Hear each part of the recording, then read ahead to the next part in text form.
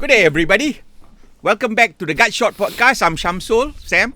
I'm back here again with my good friend, Syed Akbar Ali of Outside the Box. Hello. Today, we're going to talk a bit differently geopolitics and how much this one affects us. We're going to analyze on the trip by the Crown Prince of Saudi Arabia, Mohammed bin Salman, to the Oval Office in Washington, D.C., meeting Trump on the 18th, I believe, of this month, 18th of November.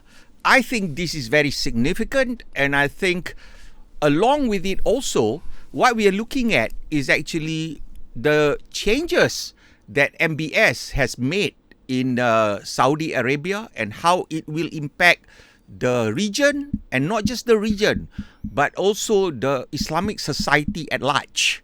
The reforms that he has carried out with respect to Saudi and the administration of religious practices in Saudi, and also I would say the interestingly stronger connecting bond that he is building between himself and America. Syed? Yep. Let's start on that note. This trip. Mohammed bin Salman. Mohammed bin Salman. Let's go there first. First of all, President Trump promoted him to King of Saudi Arabia recently because he said, I spoke to the King. Mohammed bin Salman is a crown prince. But yeah, a lot of things are happening in the Middle East. There seems to be some coherence that is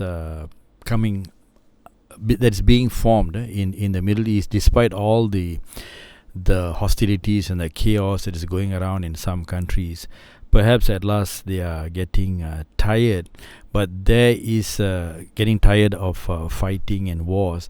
But there is a larger undercurrent that is developing in the Middle East, that they are moving towards finally settling down and moving forward with doing real things like developing their societies, developing their economies on a more real world basis, and giving up some of the older, not so good, not so useful behaviors, like tribal identities, overzealous religious identity, and things like that, which has held them back.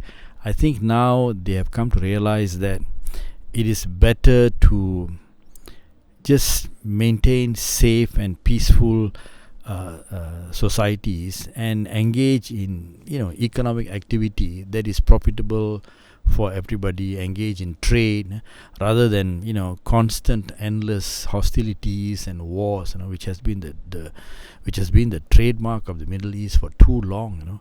So perhaps they're coming out of that. And Saudi Arabia has, over the last, MBS has been crown prince now for more than 10 years, I think. I think so. Probably they have made, Saudi Arabia has made a sea change. They have moved away from this Wahhabi, Salafi religious indoctrination. Not entirely moved away, but they are no more into all this very extremist approach towards Wahhabi and Salafi religion. For example, they have disbanded the religious moral police. They call them the Mutawa. Mutawa. They have disbanded them. Women can drive, women can work, women can travel overseas without having a male companion. So all these they have opened up their economy and made their people freer and easier for the people to move around and do everyday normal things which other people do around the world. So that is a sea change for Saudi Arabia, and it looks like they want to engage with other countries, other communities, societies, and engage in trade, useful interaction, including, I think, they want to be friendly towards Israel. Because now Saudi Arabia, the crown prince, he has said it, that he would like to be part of the Abrahamic Accords. Did he say it? Yeah. I didn't catch that. They want to be part of the Abrahamic Accords, but of course he has made it conditional. He wants the solution to the Palestinian issue. But nevertheless, he made a positive statement. I think it is just a matter of time before Saudi Arabia establishes diplomatic relations with Israel, which other countries have already done, other Arab countries. Egypt, Jordan, Morocco, I think, UAE, Sudan. These countries have already established diplomatic relations with Israel. And recently, I think Azerbaijan, which is quite far away in Central Asia, they also want to be part of the Abrahamic Accords. Meaning that the neighbors in the Middle East are sort of accepting each other and they want to settle down and just be friends and keep moving from there. So that is a major change which will really lower the temperature in the Middle East. That means less hostility, less expenditure on army, military, buying weapons and things like that. But having said that, Saudi Arabia is still buying weapons from the US because there are other threats. Iran is still a threat. Iran is like the only sore thumb sticking out in the Middle East. But I think that too will come to a resolution because it is always more profitable to engage in business and commerce than to be hostile towards your neighbors endlessly. There's no profit in that. So there is sea change already coming in the Middle East. As you mentioned, the religious aspect has played a big role in the change of direction in Saudi Arabia. They have decided to they're not moving away from religion, but they do not want to be so ultra and hardcore about it. They want to focus on more bread and butter and basic issues like developing their economy and their people. So that will hold that should bring a lot of new direction for not just Crown Prince Mohammed bin Salman, but for the people of Saudi Arabia and the Middle East. I want to break up this conversation to certain segments now that I think listening to you just now. Number one is the economic part of this reformation. The second part is actually the religious reformation, because many people don't realize that it is involving a religious reformation. There was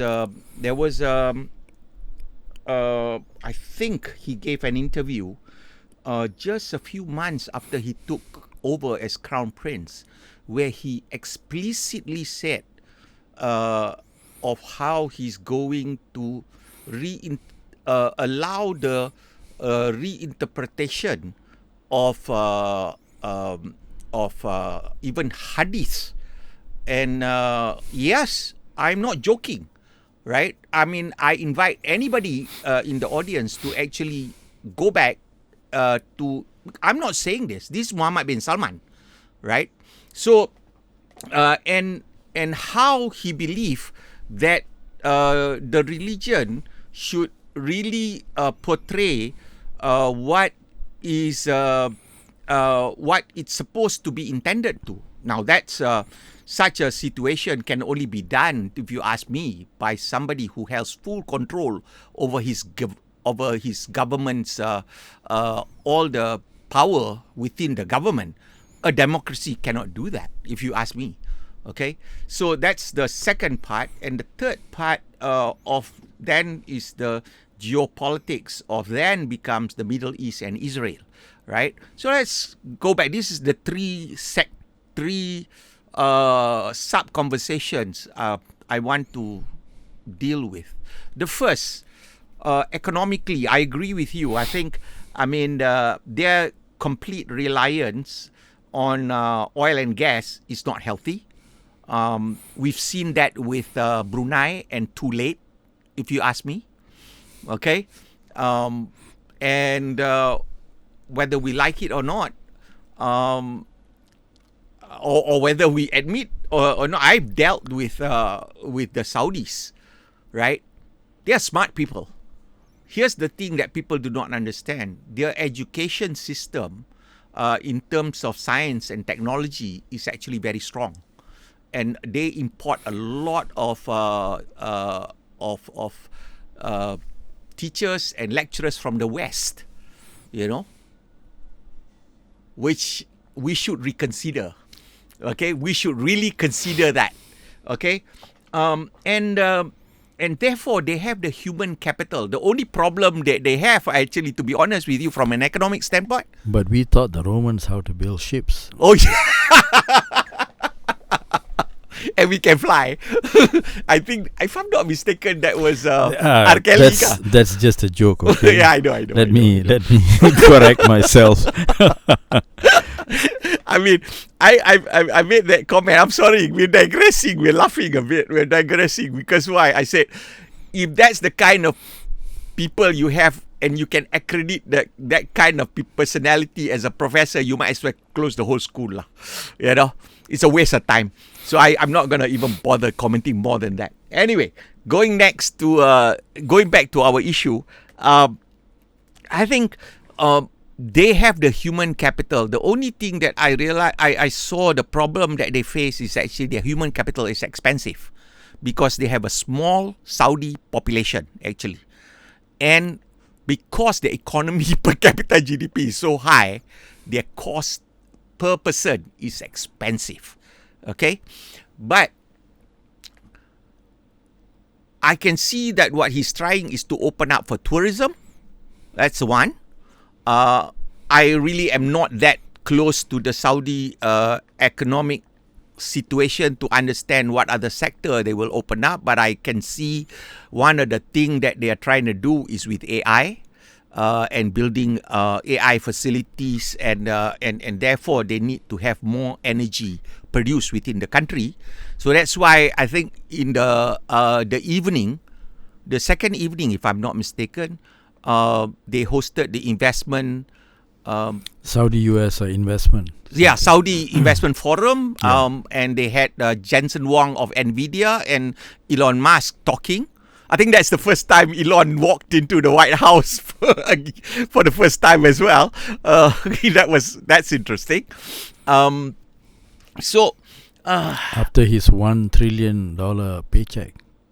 Yeah. I think here's the funny thing, actually. I mean, the mainstream media, I saw New York Times, I think, or Washington Post was making a point that the Saudi PIF, I guess, the private investment fund, or their treasury are running out of cash. Okay, and this mainstream media, they are so anti-Trump that they cannot get off the boat when they see something good. Okay, 1 trillion to the Saudis are nothing, guys. Okay, you know what? The NEOM city, okay, that MBS promoted for investment. If you were to ask me, they're never going to build it. It's been postponed. Yeah. They're never going to build it. Permanently postponed. And I think they have actually just spent about, I think, not more than 40 billion. And that's the high mark of it. Not more than 40 billion. And 40 billion is like writing a single check for us, at a mama shop. Okay? So, and the reason why he's doing that, if you ask me, it's like, it's pretty brilliant move, because he needs to change the society. He needs to give the society a different, a big crystal ball here to look at, right? And then he's doing this other thing in the reformation of economy, and actually also their religious authority that he needs to dismantle. Okay? And it's worth the 40 billion.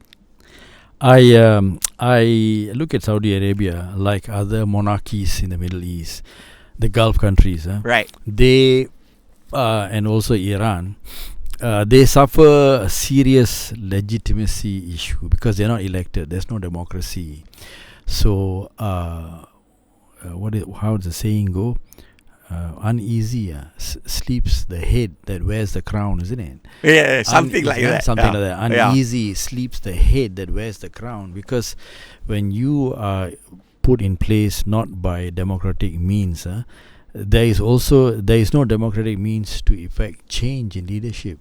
Usually the change comes when the head is very uneasy. You can lose your head. Absolutely. This is common. That's the issue. That's a big problem in the Middle East with the Arab monarchies, and also Iran, which is not a monarchy, but again it is not legitimate because their democracy is not a real democracy. You have Saudi Arabia, which is a country with people, I think over 30 million citizens now. Then you have the ruling autocrats or the oligarchy, who are there they have not been elected. They are hereditary. They are monarchs. They grabbed power about 100 years ago, and they are there now. So every day of their lives, they have to justify their legitimacy, which they do not have. So one way to secure their own position, this is their own personal survival of the ruling oligarchy. Then it is their survival is immediately directly tied to the fortunes of the country. So economic development is critical. If they can move the economy and keep the people happy, their incomes keep improving, there will be less reason or less cause for insurgencies, rebellions, coups and things like that. So they can sleep a bit easier if the people are also happy. People will be happy if they have good economic growth and they don't suffer economic difficulties. But Saudi Arabia is like a restaurant with one item on the menu, oil and gas. I think more than 80%, 90% of their revenue is oil and gas. The whole country runs on oil and gas. They have tried diversifying, but it has not been very successful. They used to be self-sufficient in wheat production, but their per bushel or per ton cost to produce wheat is like multiple times the market prices. So now they have all those experimental wheat farms have closed down. Shut down, but nevertheless they are still hopeful of diversifying their economy away from oil and gas. The pilgrimage is one which they are developing, and I don't know whether you have noticed or not, but the cost of performing the Hajj and the Umrah to Saudi Arabia has gone up substantially. So the Saudis are also trying to get some extra revenue from the pilgrimage activities.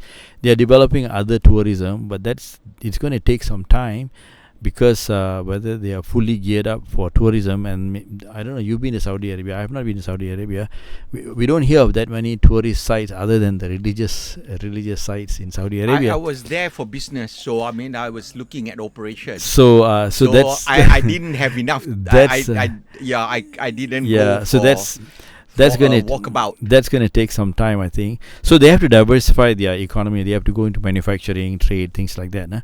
So if they diversify and they move forward in the correct economic direction, it creates more prosperity, more growth in the economy, and it safeguards the position of the ruling monarchs, the Saud family, despite them not having democratic elections, so they can sleep a bit easier at night. They were using religion before for exact same purpose, the Salafi Wahhabi religious doctrine, where sometime in the 19th century or earlier, the Saud family and the Wahhab family made a pact. The Saud shall rule, and the Wahhab family shall provide all the religious. They are in charge of religion, and they will make all the fatwas and everything like that. So they had a role to play in Saudi society. That was like more than 100 years before the discovery of oil.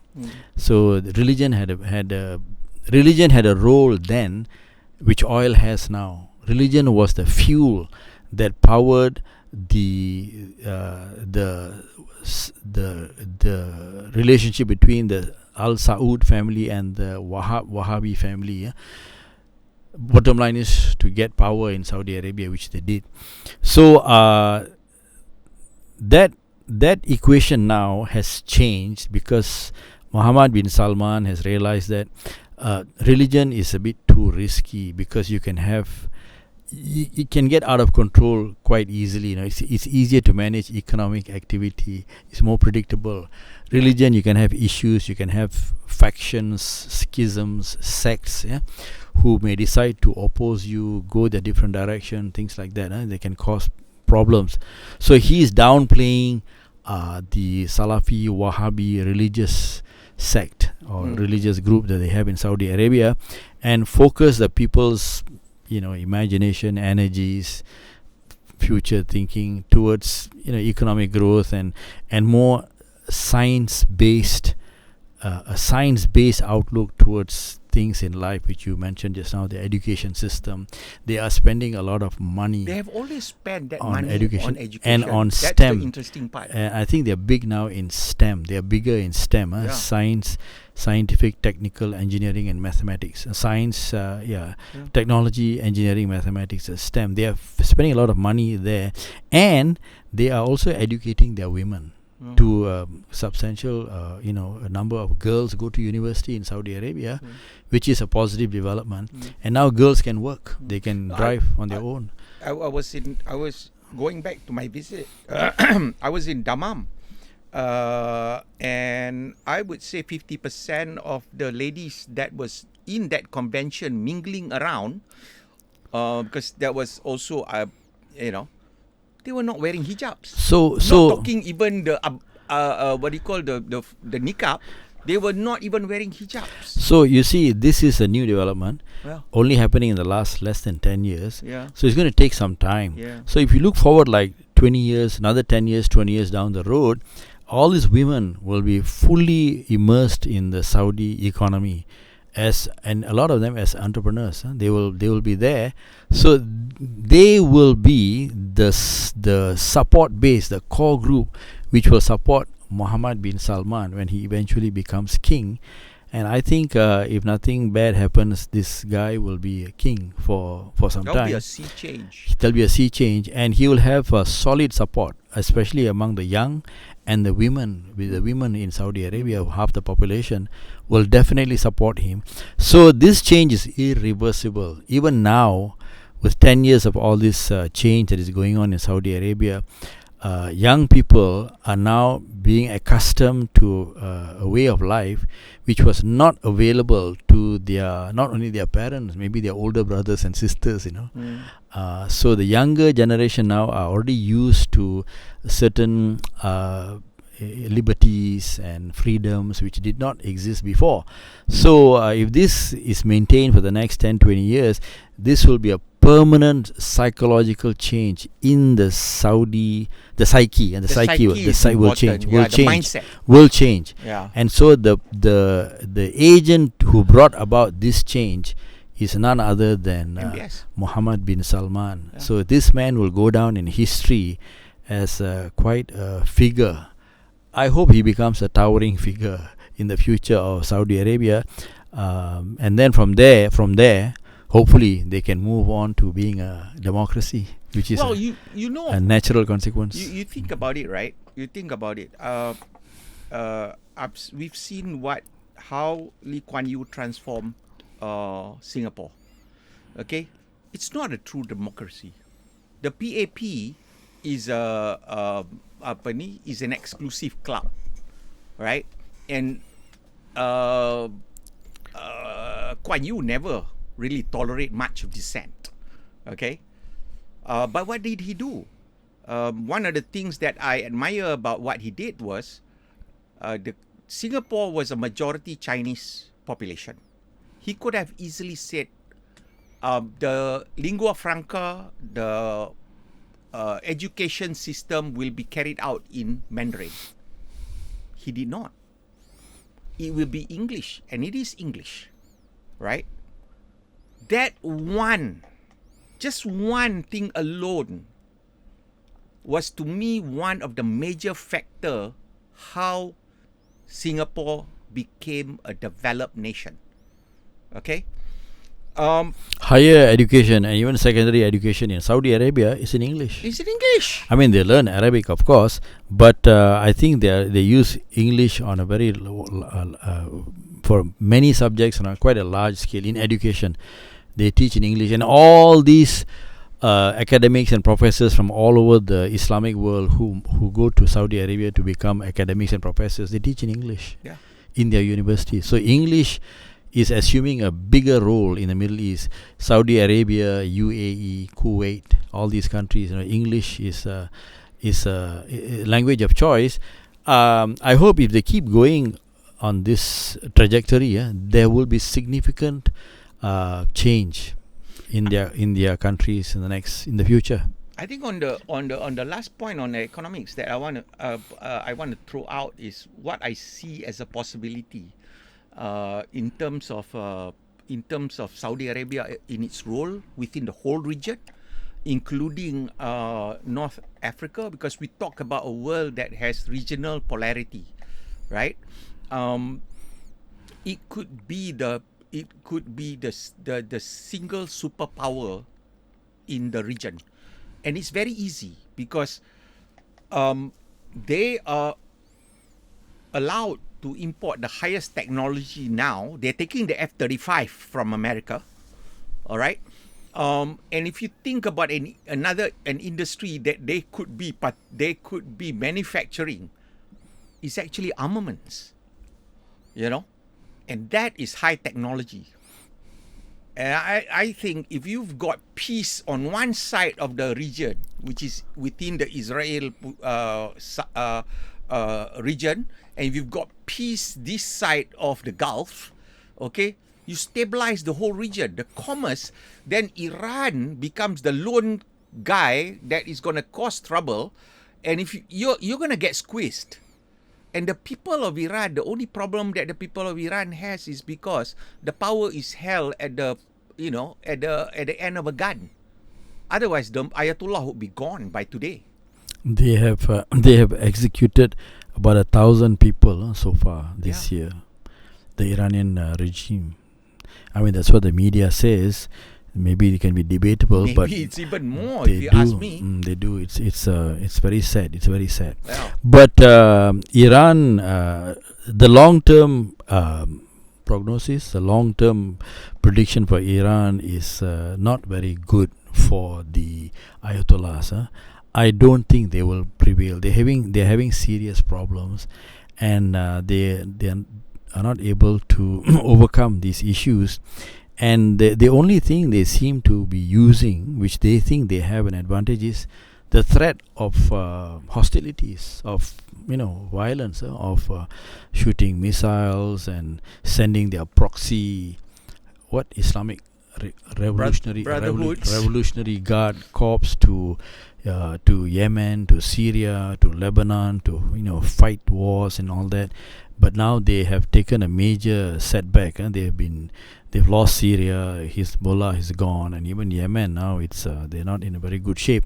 So that course of action always, you live by the sword, you will die by the sword. It's a very, very, very foolish, very unclever. Well, it's not foolish and when wasteful reuse of your resources, which are limited. Dude, limited. When you are gap in, all the way like that, right? It's very difficult to get oxygen to your brain, And they're not thinking right. Surely they can do better things. No, I hope with all their cleverness. You see, Iran now they can make ballistic missiles. I hope with all their cleverness in engineering and missile technology, why not make that 100 miles per gallon petrol-driven car? You have petrol in your country. I mean, give the electric vehicles a run for the money. Toyota is doing that. Toyota says, I'm not going to build electric vehicles. We're going to stick to petrol. And the Toyotas now are so efficient. Why don't you use all your cleverness to create something like okay, you wanna go the electric vehicle way? Go ahead. If you only read one book, you're not that. The only difference is made in Iran, Islamic electric vehicle, and conquer the world market. I'll put it this way, instead of sending your proxies and soldiers and guns and bombs all over the Middle East. What a waste! What a waste! What they are doing is very simple. Is that if you they are hanging on to power for power's sake and actually suppressing their people. Whereas what MBS is doing is holding to power to actually free his people and making them more wealthy. If they are wealthier, he's going to get wealthier anyway. I think he's more wealthy than... he has to develop Saudi Arabia's economy. That's number one. Yeah. If you do well by the economy, people don't care if you're a king or a monarch or whatever. Like Nobody China. gives... Yeah. And Singapore. Okay, yes, Mr. Lee Kuan Yew and the PAP they didn't like too much of this full-blown democratic system. They didn't like it too much, but they stuck to democracy. You cannot deny that they were not democratic. There is always a path. They held elections on time every time. Their elections were all free and fair. But Singapore made sure, like China now, we may be in power for a long time. In China is autocracy, but they deliver. You see, they deliver to their people. Bro, you ask me, okay? There is a path. There is a path actually that has already been that's already been shown by one country. Actually, that I'm more familiar with lah, which is Great Britain, right? You've got from a sole monarchy that transition itself. Of course, there were bloody revolutions in between, but you can have a situation where his name was Oliver Cromwell. Yeah, he cut off the head of the king. Right. So, but there is a way that the monarchy can transition, okay, to still be in power and yet have a democratic means of governance, right? To give him more legitimacy. But but at this moment, our transition, this they're conversation, not there. Saudi Arabia is not there yet. They're not there. They're not there. They will cannot be there yet. Not yet. They will come to that point in the future, and I hope they learn to handle that well, the transition. Right now, they're not ready for full-blown democracy. They're too tribal. The society is not ready. This is where I hope Mohammed bin Salman, if he's listening to our podcast, that the first thing is he has to move the economy, create a good value system among the society, and then edge his people towards a democratic system. You create a legislature. You have elections. They can't be the ruler, but at least you have a legislative assembly where people's voice is heard, and ultimately, just like the British model, when up to Queen Victoria, she was the absolute. She was still the absolute monarch, but she had prime minister. Yeah, all the prime ministers, Disraeli, Benjamin Disraeli, and all that, the famous prime ministers. The monarch was the absolute monarch, but there was a cabinet, there was a prime minister. So over course of time, this will take 50 years. No, you ask me, no. Century. It's not even 50 years. It's probably going to take a century. And so over time, you evolve and you devolve, and then you pass power to the state, and you have to manage it. So I hope Mohammed bin Salman will undertake the baby steps towards moving Saudi Arabia towards democracy. You see, Dan, this is a nice segue to go into the reformation of the religion in Saudi Arabia. Okay, because it is absolutely, in my opinion, the economy, the cultural mindset that actually spurs economic growth needs to be reformed first as well, before you can even attempt, because you don't really understand. Democracy is only good when people are actually well informed and are educated. If you are not educated and you give every person one vote, all you're going to ask for is 80% of the people are going to be idiots. All right? So I'm sorry, I'm going to say this, okay? Because why? If you don't educate them properly, okay, that's what you're going to get, right? So, but I think especially in a situation where he has inherited almost 100 years of Muhammad, what do we call that? Wahhabism. Yeah, Wahhabism. Salafism, Wahhabism. Right? But Mohammed bin Salman, he has an advantage. He was educated in Saudi Arabia. Yes. He did not go to school outside the country, but to his advantage, I think he studied Sharia law. Yeah. I think he's a lawyer. He studied law, and he studied the Sharia, and so he is quite well versed in Islamic theology. So the point you made about religious Reformation. Did you use the word reformation? Well, that is a very tall order to make reforms in religion, any religion, not just Islam, any religion. It's always a very tall order, because there is no consensus on which is the perfect model. Everybody has their interpretations. That's why you have sectarianism in the first place in Islam. You have all the major... Well, all the religions have their own sectarianism. You have the major sects, and you'll have the smaller subsects. Yeah. You have the Salafis and Wahhabis and Salafis in Saudi Arabia. Even the Salafism or the Wahhabism in Saudi Arabia has got it's broken up into other subsects. Yes. Now they have a new subsect called a Mudkali, It's got nothing to do with mud, but it's a Mudkali. Yeah? It's got a different interpretation of their version of Salafism, and then some people in Saudi Arabia don't like to use the word Wahhabism anymore, because Wahhabism is tied to the Wahhab family.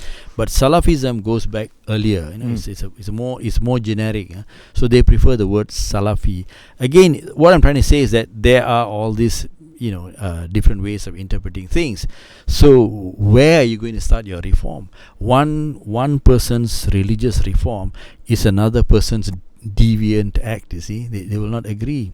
But the safer course of action, which other societies in the world, particularly the West, they've learned through much bloodshed and anguish and horrible mistakes, is ultimately to keep religion within its own compartment, and to separate religion from government.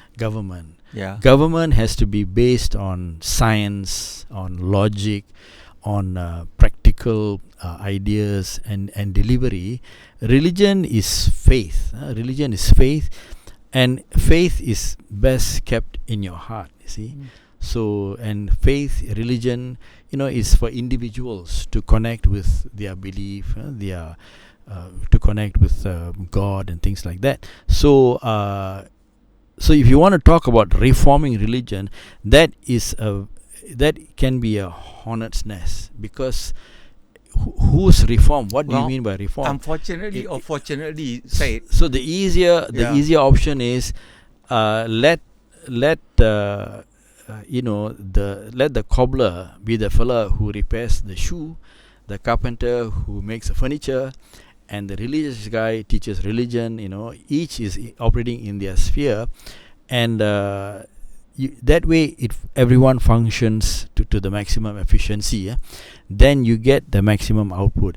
If you jumble them all up together, then it can create various issues. Well, I think what I've seen so far is that he's taken the bull by its horn, and as you said, he's already dismantled the Mutawa, the religious police. That is administration of religion. Hold on, it's not religion itself. It's but just administration. Yeah. He has also quite vocally, which I was very surprised. I saw this the interview clip, and he was mentioning that I don't think this was even the intention of one person like Wahhab himself to determine what is the doctrine. So I think whether it's going to be an experiment, so to speak, that is going to play out throughout his reign. And so far he was installed 2017. Okay, so he's less than a decade. He pointed out, as you mentioned, his comments on Wahhabism and Salafism.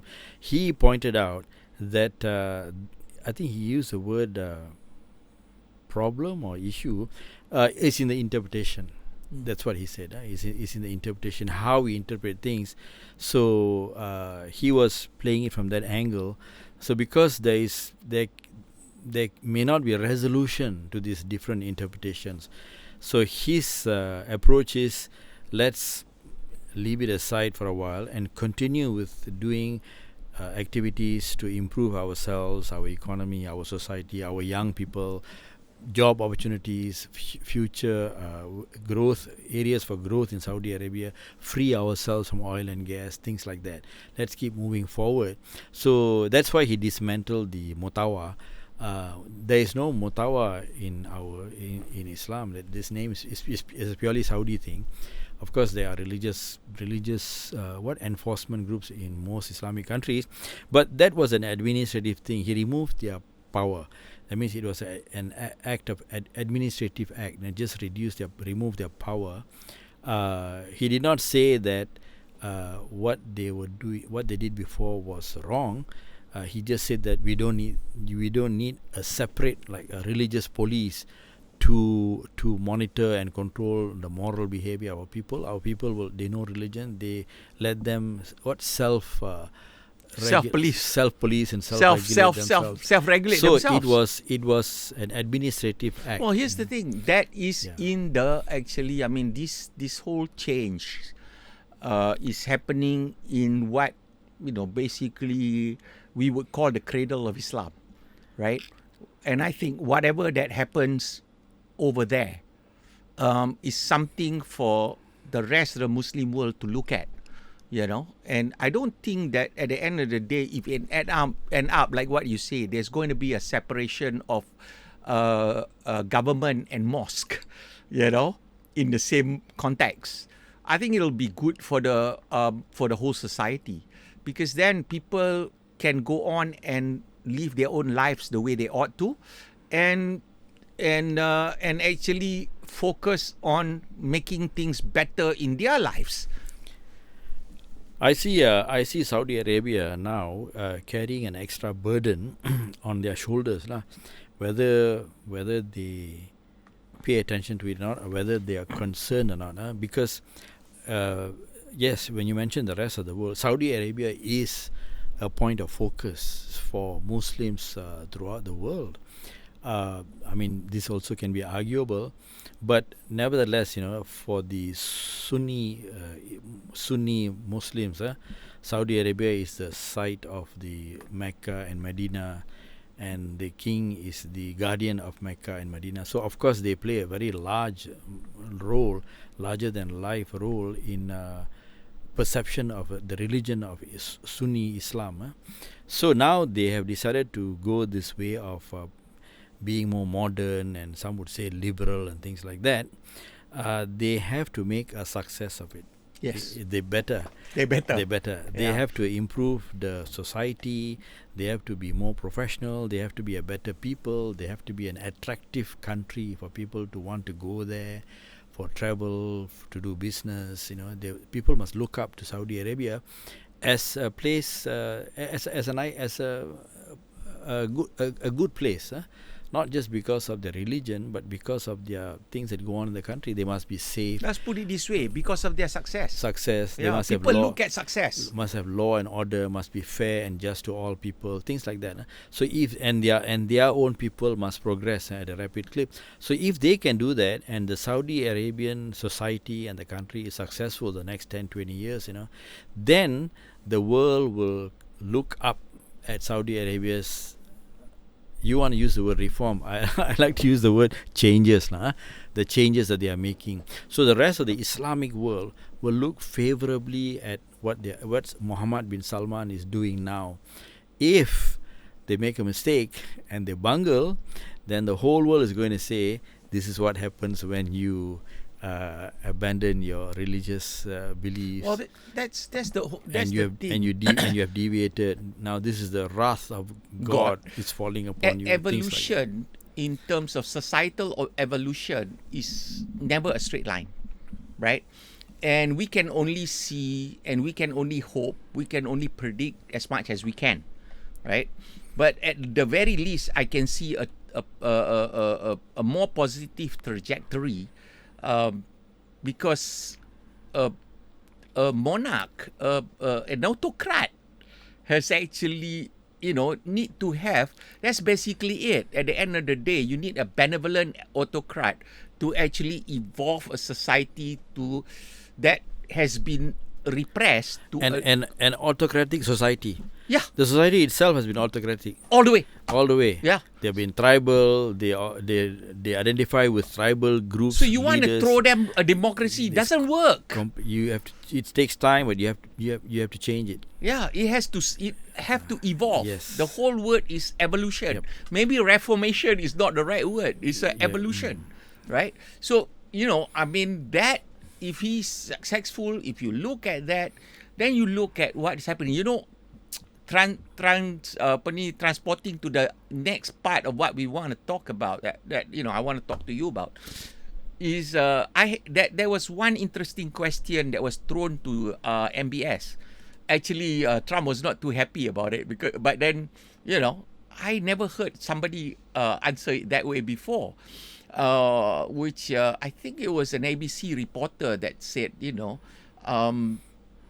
how do you see, or something like that. I'm paraphrasing. I'm not too sure that 10 of the basically of the 9/11 terrorists, attackers. Yeah, were Saudis. Out of 1911, I think. Is it? Okay. Yeah. Yeah. And what did he do you say? say about it? What did he say? Right, and so he said, this is what what do you call what's his name, the Al Qaeda fella, Osama bin Laden wanted to achieve, which is actually why they were all Saudis, because he wanted to have a rift between America and Saudi. Who wanted Osama? That's what MBS answered. It's basically it's intentionally. I like the answer that Muammar Gaddafi gave in a interview with Larry King live. Huh? Yeah. I don't know if he's still broadcasting. Larry King passed away already. Oh no. Larry King interviewed Muammar Gaddafi and I asked him his opinion on the 9/11, the hijacking. Right. Gaddafi gave an answer which stopped the interview. Gaddafi said, all those airplanes came from your country. Which is true. Well, Larry King was stunned. Well, but you know what? I think that's a funny way to put it. But then again, what else are they going to do?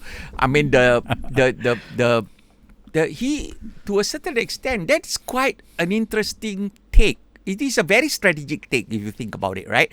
Because his problem, one of Osama's main grouse, was that America had a base in Saudi Arabia, okay, and he was very against that. Okay, he wanted Americans out of Saudi. Okay, so take it as you may, because you don't have the guy to ask, right? I thought that was a very smart answer, if you ask me, right? But then going to where we are at, actually, if you were following American politics, I don't know how much you follow American politics, right? What I'm seeing today is, I think for the first time, an American president is actually moving ahead of Israeli influence. Okay? I've never seen this happen in my entire adult life since I've understood politics in America. And I see what Trump is doing in terms of his trip out. The first trip he went to Saudi and GCC, right? And cutting the investments, making actually, if you ask me, there were two things that was very jarring as far as I look at it. Number one was actually when he announced he was going to do a redevelopment of Gaza during the press conference with Bibi Netanyahu. I think Netanyahu was taken aback. I don't think he expected that. Okay? That's the first thing. The second thing that I saw, which was this photo op in the Oval Office, where basically Trump called the Qatari Prime Minister and then handed, with the phone still on his lap, and handed the phone to Bibi to apologize to the Qatari Prime Minister in front of all the press. All right, you can say that it's media manipulation. All right, but I believe in symbolism. You know, if you were the CCP, this is big symbolism. Okay, but I have never seen an American administration that is, you know, they are pro-Israel for sure, okay, but asserting that I'm the boss, I'm the guy calling the shots first. You guys listen to me, all right? Now you can advise me, but I'm calling the last call. Now, you know what? Here's the other thing that I'm seeing the dynamics change. And I hope this happens, actually. The fact that actually the president of Indonesia has already committed 20,000 troops for Gaza. And if that happens, is a big deal. It totally upended anything else that the right faction within the Israeli government, would like to see. What say you? Well, the Gaza equation, they cannot ignore the Israelis. You absolutely cannot ignore. No, I never say they ignore. No, the point I'm trying to make. Yeah. You cannot ignore the Israelis because regardless of which side of the divide you are, whether you are for or against the Israelis, they are on the ground, they are a military power, and militarily they are superior. They have control. They control all access into Gaza. So whether it is Turkish troops, which they have said no, or Indonesian or Pakistani, they've said no. At the end of the day, there's going to be they need real close cooperation with the Israeli government, not just Netanyahu, but the entire Israeli establishment. So that is something that it has to work out by itself. But there's something else that happened the other day at the meeting in Washington. You see, a lot of the people around the world, including the media, the legacy media, they seem to be distracted by President Trump's style of delivery. He's a bit of a showman. He's a superb showman. This is a guy who ran The Apprentice, successful. Correct. It's a very highly rated show on TV, Yeah. And he is a fellow who understands the value of optics, photo op, the sound bite. He's really good in sound bites. Yeah. That's why he uses words like crooked Hillary and what He Biden. irritates people all the time. He appreciates the value of the sound bite because he's been almost like a show business guy for a substantial portion of his life, especially that show The Apprentice, and it was basically it's Hollywood entertainment. He did it very well, so he appreciates the optics and the media, and he's good at that. So he uses it to advantage, but he has very clever people working for him in the back office. Yeah. You look at the trade agreement between us and America. Right. We didn't know this was coming. All we heard was, okay, going to be tariffs and this and that. And at one time we heard everything is fine, and then boom, we get hit by this agreement, and there are a lot of opinions about it. I've not said anything about our trade agreement with the United States. I've not analyzed it in my blog at all. Right. But it's a lot of detail. A lot of thinking has gone into that document. So this is a guy who who appears full of hype, and he can pull in the TV cameras, but the real work is being done. He does real work. This India-Pakistan conflict, it came out recently, that both the Indian Prime Minister and the Pakistani Prime Minister did talk to Trump. But what is not known is that he told them, if this war escalates, any of you resorts to nuclear weapons, I'm going to hit you with 350% tariff. It just came out a few days back. This is what made them, calm down, stop it. Just like the Thailand-Cambodia fight. Same thing. He told them, if this thing continues, I'm going to hit you with tariffs. So in front of the TV cameras, he goes like, he's a wonderful guy, he's a great guy, beautiful people, stuff like that. But behind the scenes, he's got some very clever people working for him who work out the details. And so do not look at Trump from his showman appearance on the TV. Listen carefully to what he's saying and listen very carefully to what they actually do. So now going back to Middle East, Mohammed bin Salman seems to appreciate this, because there's another war going on in Africa, in Sudan, which is now going out of control. The massacres and the death and destruction is like something like during the Genghis Khan kind of era, the massacres and the murders. Nobody cares. Nobody cares. But Mohammed bin Salman brought it up for a very simple reason. It is actually Muslim Brotherhood on one side versus Gulf monarchies on the other side. So Turkey, even maybe Iran, Turkey, and some people helping out the Muslim Brotherhood, and then you have Saudi Arabia, UAE helping out the other side. But Mohammed bin Salman has asked President Trump to intervene, and Trump said, this is new to me. Actually, he knows about it. A lot of people, everyone knows about the war in Sudan, but it is outside their sphere. It is not vital to American interests. There's not much oil in Sudan, so it's outside their sphere. They're outside their out of sight for them. But now he says, because Mohammed bin Salman has asked for help, he says he's going to work on it. But you can rest assured there will be a quid pro quo. Absolutely. If I do this for you, he's very transactional. You have to do this for me.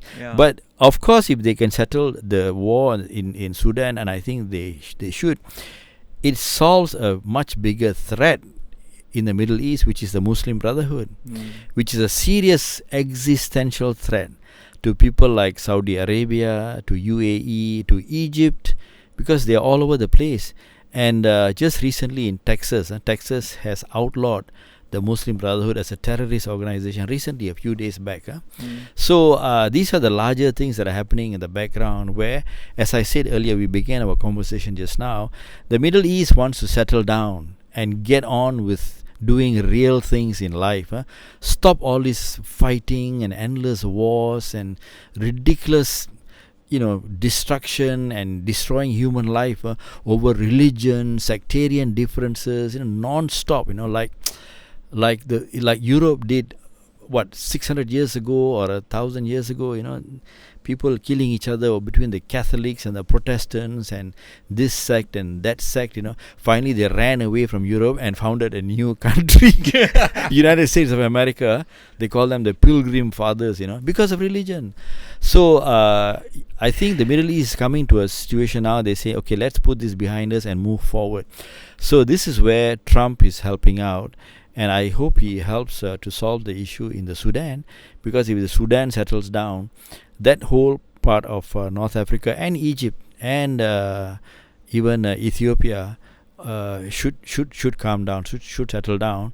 So which will make Saudi Arabia more beholden to US, but it also make US still part of the equation in the Middle East and North Africa, and both sides will reap benefits. If peace breaks out, can you imagine the amount of rebuilding and the amount of infrastructure that needs to be rebuilt and the business trade opportunities that can develop? It is just good for everybody, So I hope that Mohammed bin Salman will be able to work through all this.